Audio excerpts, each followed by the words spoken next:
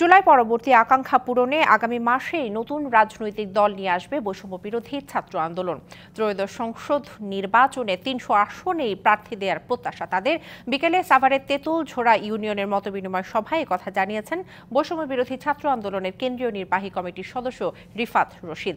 এ সময় কেন্দ্রীয় সমন্বয়করা বলেন, যারা জনগণের আকাঙ্ক্ষা পূরণ করতে পারেনি তারা ক্ষমতায় থাকতে পারেনি। কোনো রাজনৈতিক দল যদি আওয়ামী লীগের মতো জনগণকে দমন নিপীড়ন করতে চায় তাহলে জনগণ তাদের প্রত্যাখ্যান করবে। অনুষ্ঠানে অংশ নেন সাভারে বৈষম্য বিরোধী ছাত্র আন্দোলনের সময় নেতৃত্ব দেয়া শিক্ষার্থীরা। ৫ই আগস্ট পরবর্তী নানা সমস্যার কথা তুলে ধরেন তারা।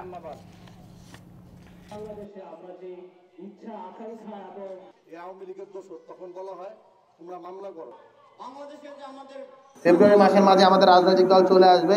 এখানে তারুণ্যের প্রাধান্য থাকবে, নেতৃত্বে তরুণরাই থাকবে। তবে অবশ্যই অভিজ্ঞতাকে আমরা মূল্যায়ন করব। বাংলাদেশের ৩০০টি আসনে তারা প্রার্থী দেবে। ৩০০টি আসন সহ বাংলাদেশে যদি পরবর্তীতে আসন বর্ধিত হয় প্রত্যেকটি আসনে তারা প্রার্থী দিবে।